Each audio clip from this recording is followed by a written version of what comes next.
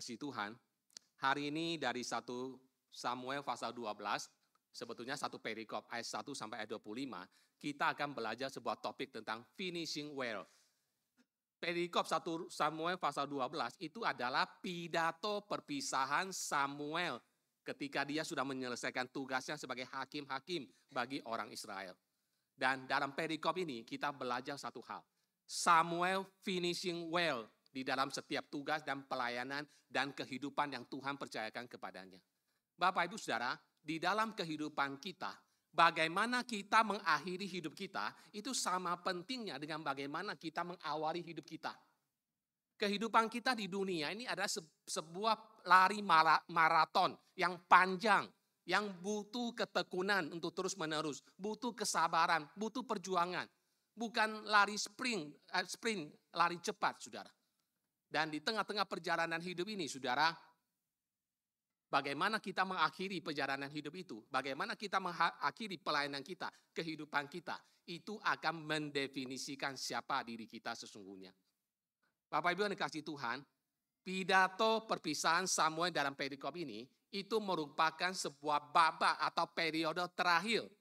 Periode hakim-hakim yang akan diganti masuk ke dalam transisi yaitu periode raja-raja. Samuel adalah hakim-hakim terakhir dari bangsa Israel. Dan Saul adalah raja pertama dari raja-raja Israel yang akan datang. Nah, di dalam perikop ini, dalam khotbah perpisahan dari Samuel ini, kita akan belajar tentang bagaimana kita bisa finishing well dalam hidup kita. Bagaimana kita bisa menjalani hidup kita sampai pada akhirnya dengan baik, dengan berkenan kepada Tuhan. Dan Samuel memberikan kita beberapa prinsip. Pengalaman hidup Samuel memberikan kita beberapa langkah-langkah bagaimana kita bisa menjalani hidup kita dengan baik, bagaimana kita bisa finishing well di hadapan Tuhan. Yang pertama, Bapak Ibu Saudara, bagaimana kita bisa finishing well di hadapan Tuhan dalam hidup ini? Pertama, pelihara reputasi kita di hadapan Allah dan sesama. Pelihara reputasi kita, nama baik kita di hadapan Tuhan dan di hadapan sesama. Itu dikatakan di dalam ayat pertama hingga ayat kelima, saudara. Kalau kita membaca Injil Lukas pasal yang kedua, ayat ke-52 dikatakan, Yesus makin bertambah besarnya dan hikmatnya, dan makin dikasih Allah dan makin dikasih manusia.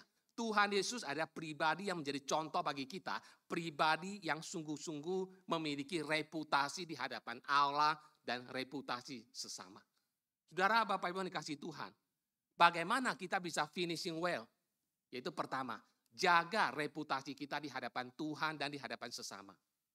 Apa langkah-langkah yang harus kita lakukan untuk menjaga reputasi kita? Pertama, dikasih tahu kepada kita di sini, yaitu jadikan diri kita accountable, akuntabel di hadapan orang-orang dalam hidup kita. Jadikan diri kita orang yang bisa dipertanggungjawabkan di hadapan orang banyak. Saya baca ayat 1 hingga ayat 3a. Berkatalah Samuel kepada seluruh orang Israel, telah kudengarkan segala permintaanmu yang kamu sampaikan kepadaku, dan seorang raja telah kuangkat atasmu.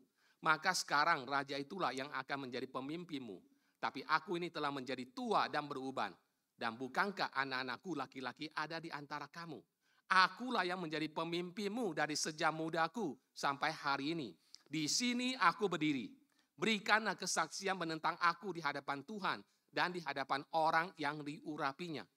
Saudara, di sini kita menyaksikan Samuel menjadikan dirinya accountable, akuntabel di hadapan orang banyak. Di sini aku berdiri. Siapa bisa memberikan kesaksian tentang aku? Tentang diriku, atau tentang segala hal yang tidak benar yang aku lakukan. Saudara, apabila kita accountable di hadapan orang lain, itu bukan bicara tentang bahwa kita tidak pernah melakukan kesalahan. Itu bukan bicara bahwa kita tidak punya kelemahan. Tetapi bicara tentang accountable, bicara tentang akuntabilitas, itu bicara tentang kita berani menjadi diri kita apa adanya dengan segala kelemahan, kelebihan yang ada pada diri kita. Bahkan kita berani membuka diri kita untuk berani dikritik orang lain. Itu hal yang pertama kita belajar dari Samuel, saudara. Dia berani memberikan dirinya accountable.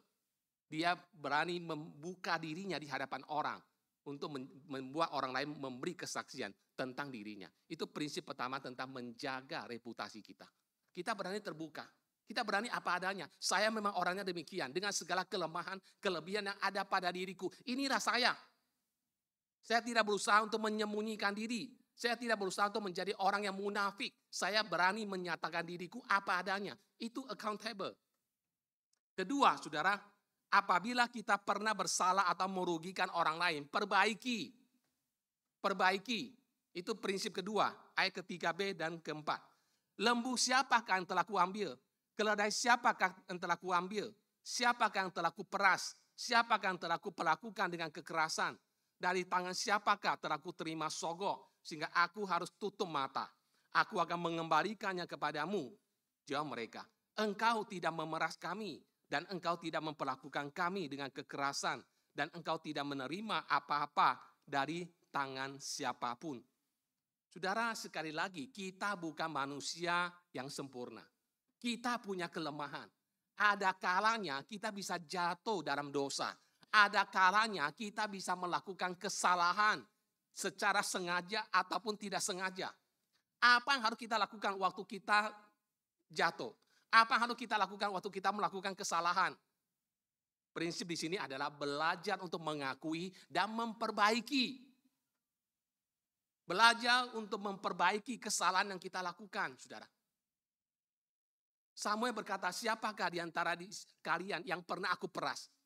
Salah satu ujian dari seorang pemimpin adalah masalah bukan hanya soal power, otoritas, kuasa, tapi juga salah satu ada masalah uang. Kadang-kadang orang memakai jabatan untuk mencari keuntungan. Samuel berkata, selama aku menjadi hakim di antara kamu, pernahkah aku memeras seseorang? Pernahkah aku terima sogok? Pernahkah aku mengambil lembu sapimu, saudara? Berikan kesaksian di hadapan Tuhan. Saudara, waktu Sakeus, kepala pemungut cukai, berjumpa dengan Tuhan Yesus. Lalu Yesus mengatakan, Sakeus turunlah, hari ini aku akan menumpang di rumahmu. Langsung Sakeus adakan pesta di rumahnya untuk menyambut Tuhan Yesus. Di tengah-tengah pesta, Sakeus berdiri. Sebagai tanda pertobatannya, dia berkata kepada Tuhan Yesus demikian.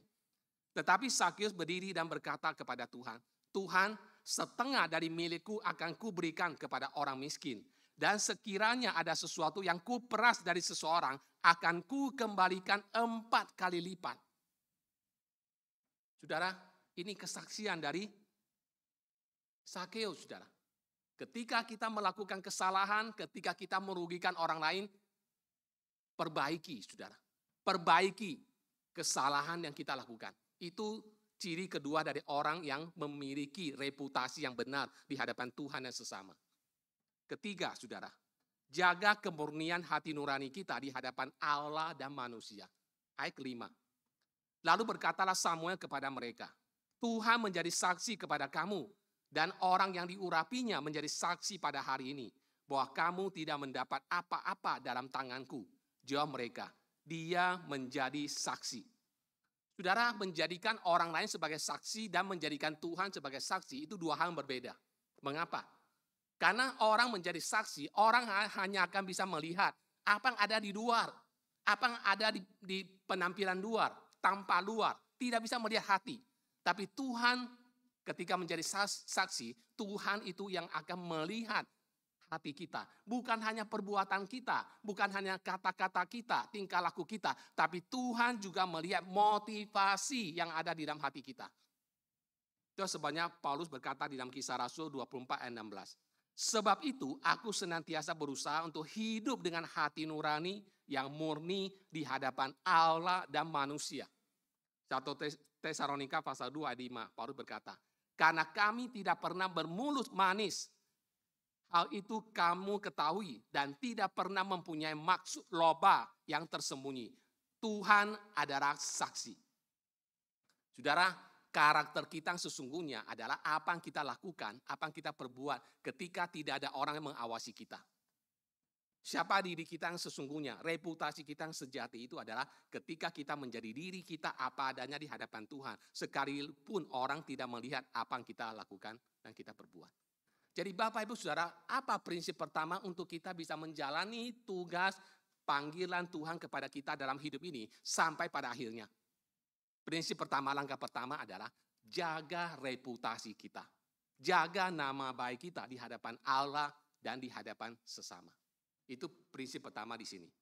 Kedua sekarang, bagaimana kita bisa finishing well dalam kehidupan kita? Yaitu beri kesaksian tentang kebaikan Allah di dalam masa lampau atau dalam hidupmu. Beri hidup kita di hadapan Tuhan adalah sebuah kesaksian. Tuhan memanggil kita supaya kita menjadi saksi tentang segala kebaikan Tuhan dalam hidup kita. Bagaimana kita menyaksikan kebaikan Tuhan? Pertama, saksikan kebaikan Tuhan dalam hidupmu secara pribadi. Ayat ke-6 hingga ayat ke-7. Lalu berkatalah Samuel kepada bangsa itu, Tuhanlah saksi yang mengangkat Musa dan Harun yang menuntun nenek moyangmu keluar dari tanah Mesir. Maka sebab itu, berdirilah supaya aku bersama-sama dengan kamu berhakim di hadapan Tuhan mengenai segala perbuatan keselamatan Tuhan yang telah dikerjakannya kepadamu dan kepada nenek moyangmu. Panggilan Tuhan pertama kepada kita adalah kita dipanggil untuk menjadi saksi tentang segala kebaikan Tuhan dalam hidup kita. Ada banyak kebaikan Tuhan yang Tuhan nyatakan dalam hidup kita dan Tuhan ingin kita menyaksikannya. Dan karya Tuhan yang terbesar dalam kehidupan kita, kebaikan Tuhan terbesar dalam hidup kita adalah apa? Keselamatan yang kita peroleh dalam diri Yesus Kristus yang sudah berkorban bagi kita. Itu adalah kasih karunia terbesar dalam hidup kita. Dan Tuhan memanggil kita untuk menjadi saksinya. Untuk senantiasa menceritakan kepada orang lain tentang kebaikan Tuhan, tentang keselamatan Tuhan, tentang segala berkat dan kasih karunia Tuhan yang begitu melimpah sepanjang hidup kita. Dari kita lahir sampai usia kita hari ini. Ceritakan tentang segala kebaikan Tuhan yang kita alami. Itu panggilan Tuhan untuk kita. Kedua, saudara, ceritakan tentang kebaikan Tuhan bagi mereka yang ada di dalam Alkitab. Ayat 8 hingga ayat ke-7 itu menyaksikan tentang bagaimana Tuhan menolong nenek moyang Israel. Dari Abraham, dari Yakub, dari Ishak sampai kehidupan mereka menjadi sebuah bangsa yang besar. Bagaimana Tuhan setia menyatakan kebaikan kepada mereka. Bagaimana Tuhan setia menyatakan kebaikannya kepada tokoh-tokoh di dalam Alkitab. Ketika kita menyaksikan kebaikan Tuhan dalam Alkitab, berarti kita sedang menyaksikan Tuhan yang mengasihi, Tuhan yang memelihara, Tuhan yang menolong umat Tuhan di dalam sepanjang Alkitab. Dan Alkitab adalah bukti tentang kesetiaan Tuhan. Alkitab adalah kesaksian tentang karya Tuhan yang hidup dalam diri tokoh-tokoh Alkitab. Bapak Ibu Saudara, Roma pasal 15 ayat 4, Paulus berkata demikian. Sebab segala sesuatu yang ditulis dahulu, yaitu ditulis dalam Alkitab, telah ditulis untuk menjadi pelajaran bagi kita, supaya kita teguh berpegang pada pengharapan oleh ketekunan dan penghiburan dari kitab suci. Ketika kita membaca Alkitab, ketika kita melihat karya Tuhan dalam kehidupan tokoh-tokoh Alkitab, kita diteguhkan iman kita. Kita melihat Tuhan begitu setia, Tuhan begitu baik, Tuhan begitu mengasihi, Tuhan Maha Kuasa dalam kehidupan umatnya. Jadi panggilan Tuhan kepada kita dalam hidup kita, sepanjang hidup kita adalah apa? Supaya kita menjadi saksi tentang kebaikan Tuhan. Saksi kebaikan Tuhan tentang apa? Yaitu tentang kebaikan Tuhan yang Tuhan nyatakan dalam hidup kita secara pribadi. Tidak ada kesaksian yang lebih baik daripada kesaksian pribadi. Kedua, kita juga dipanggil untuk menyaksikan kebaikan Tuhan yang dinyatakan dalam Alkitab terhadap tokoh-tokoh yang ada di dalamnya. Itu panggilan Tuhan kepada kita untuk kita jalani dengan setia, menjadi saksi Tuhan sampai setia, sampai kita bisa finishing well dalam hidup kita, dalam panggilan Tuhan kepada kita.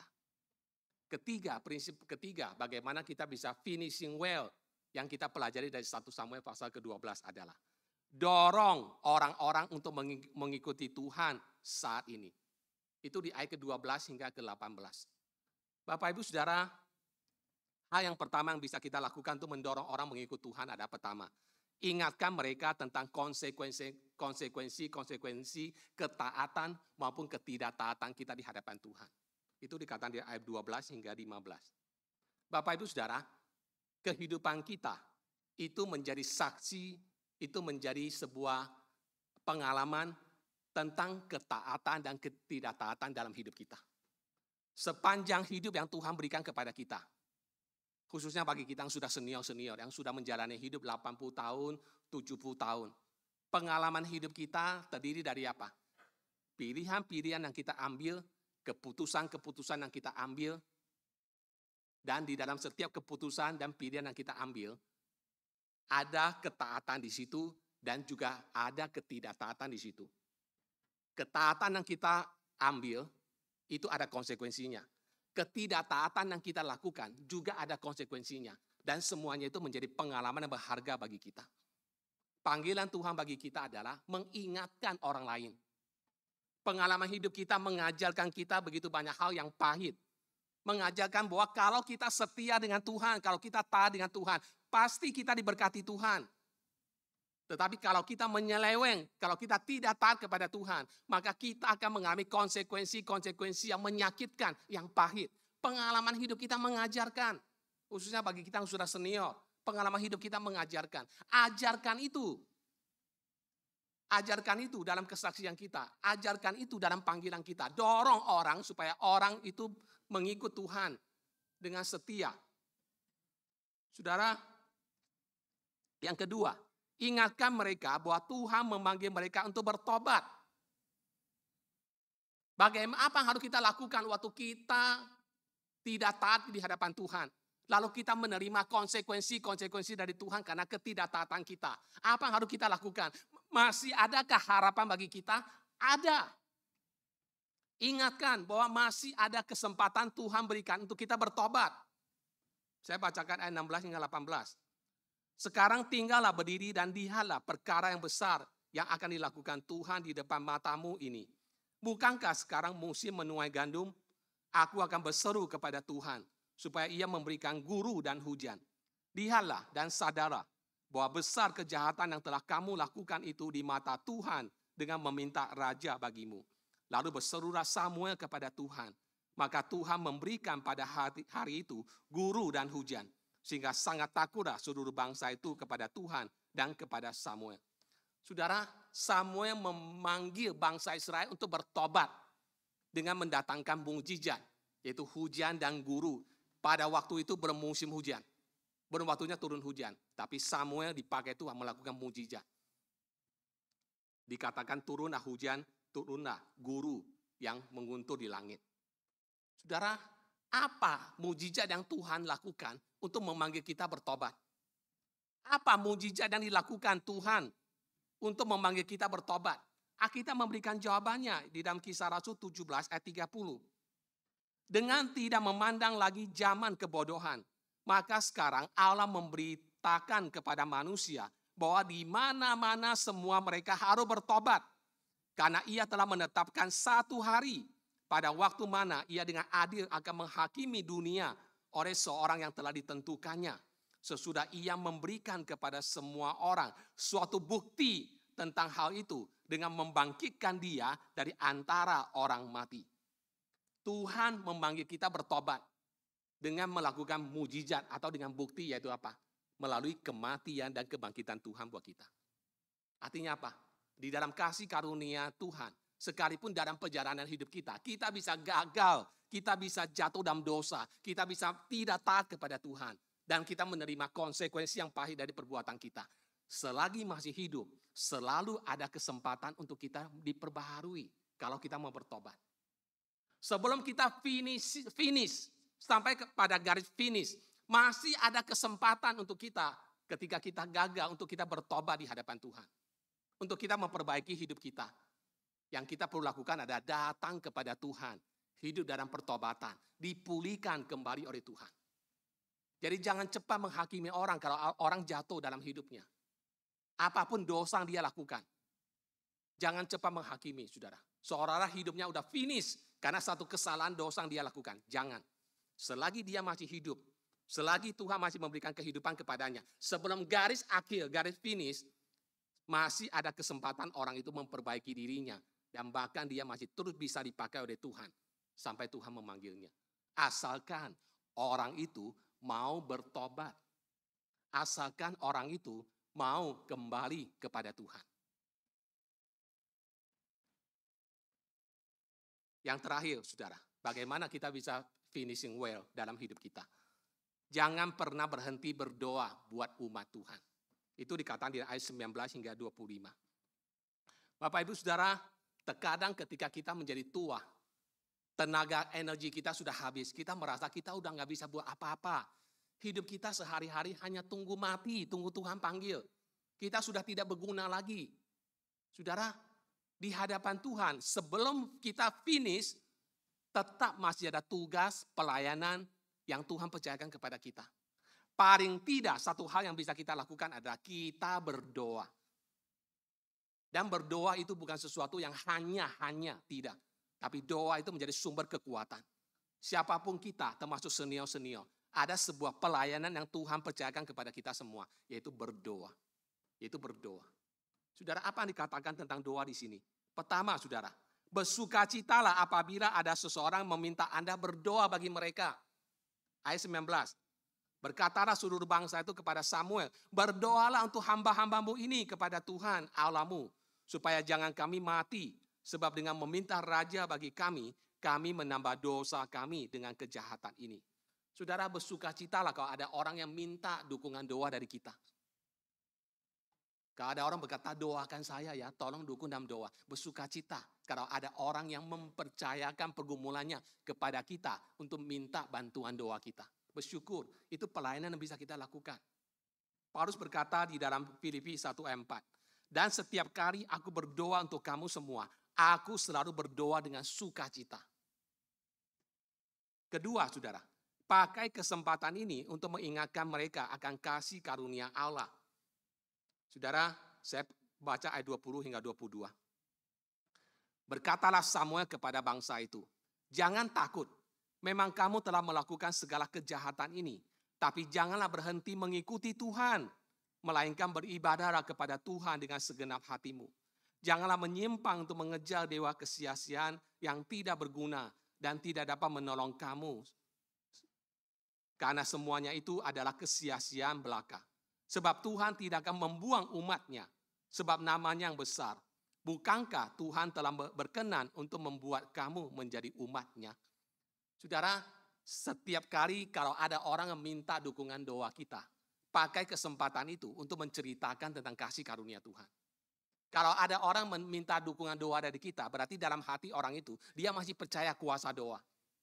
Dia masih percaya kuasa Tuhan. Pakai kesempatan itu untuk mengingatkan tentang kasih karunia Tuhan, tentang anugerah Tuhan, tentang belas kasihan Tuhan, tentang pengampunan Tuhan kepadanya.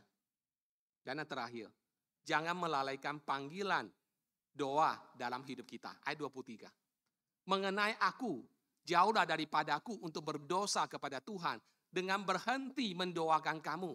Aku akan mengajarkan kepadamu jalan yang baik dan lurus. Saudara, apa yang kita pelajari pada hari ini? Firman Tuhan pada hari ini mengajak kepada kita untuk bisa finishing well. Seperti Samuel. Samuel dipanggil Tuhan ketika dia berusia 3-4 tahun. Masih ingat mamanya ya? Ketika dia sudah cerai susu, artinya sudah tidak lagi menyusu. Itu diperkirakan sekitar 3 atau 3,5 tahun. Dia sudah dibawa ke bait suci. Untuk melayani di bawah asuhan Imam Eli. Dan sejak saat itu, dia melayani sampai pada detik di dalam 1 Samuel pasal 12. Dia menjalani sebuah kehidupan pelayanan yang dengan setia dan sampai pada akhirnya. Kita semua ingin menjadi seperti Samuel. Kita semua ingin finishing well di dalam kehidupan kita. Tidak peduli Tuhan kasih kita umur berapa.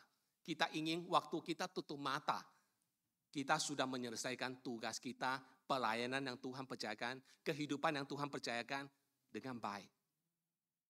Kita semua rindu, saudara. Mari kita menjalani hidup kita dengan kasih karunia, dengan pertolongan Tuhan. Kita tidak mungkin bisa finishing well kalau Tuhan tidak tolong kita. Kita tidak mungkin bisa finishing well kalau kita tidak bergantung kepada belas kasihan Tuhan. Kenapa? Karena kita manusia yang penuh dengan cacat celah.